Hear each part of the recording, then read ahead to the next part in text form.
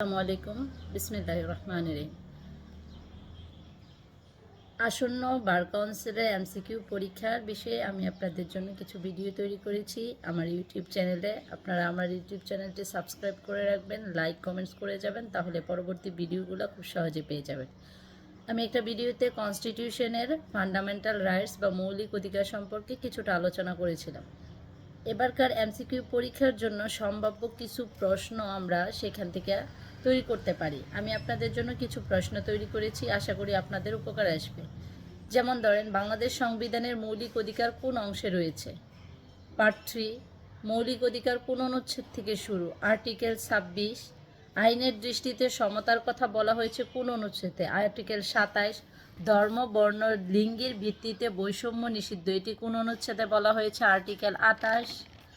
সরকারি চাকরিতে সমান সুযোগ কোন অনুচ্ছেদে নিশ্চিত করা হয়েছে? আর্টিকেল 29। জীবন ও ব্যক্তি স্বাধীনতার অধিকার কোন অনুচ্ছেদে? আর্টিকেল 32। গ্রেফতার ও আটক সংক্রান্ত সুরক্ষা দেওয়া হয়েছে কোন অনুচ্ছেদে? আর্টিকেল 33। জোরপূর্বক শ্রম নিষিদ্ধ, এটি কোন অনুচ্ছেদে? আর্টিকেল 34। ডাবল জিওপার্টি নিষিদ্ধ কোন অনুচ্ছেদে? আর্টিকেল 35।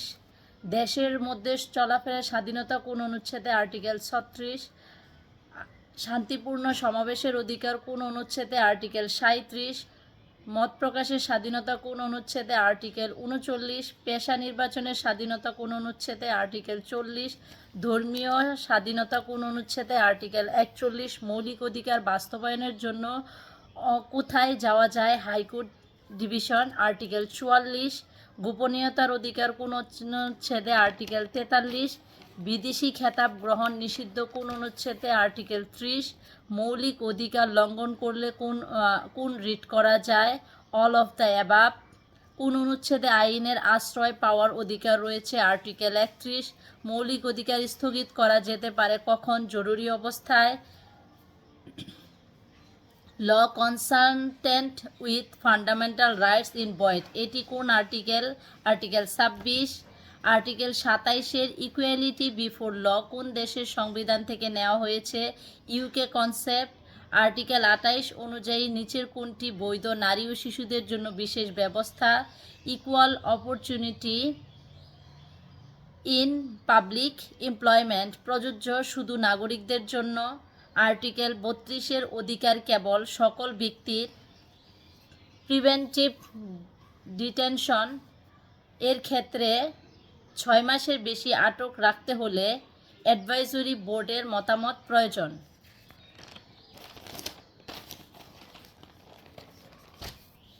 আর্টিকেল 35 অনুযায়ী এক্স পোস্ট ফ্যাক্টো ল অর্থ অপরাধের পরে তৈরি আইন প্রয়োগ।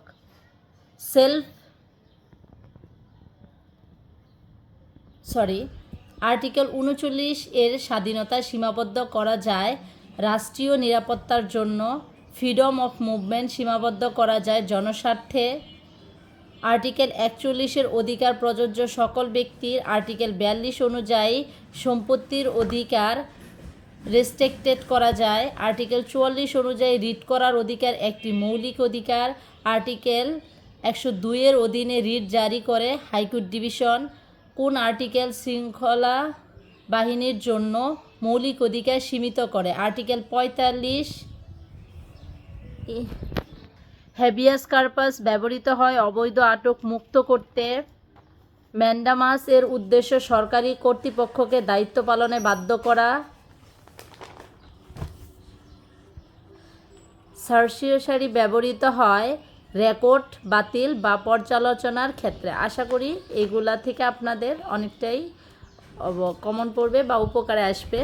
আমি পরবর্তী ভিডিওতে আরও কিছু তৈরি করার চেষ্টা করব। আশা করি আমার যে ভিডিওগুলো যারা দেখবেন মানে আমার চ্যানেলটা সাবস্ক্রাইব করে রাখবেন। পরবর্তীতে আমি আপনাদেরকে আরও কিছু এমসিকিউ বলে দেওয়ার চেষ্টা করব, মানে আপনাদের যাতে উপকারে আসে, যেন আপনাদের পরীক্ষা হেল্প করতে পারি, সেই জন্য আমি ভিডিওগুলো করছি।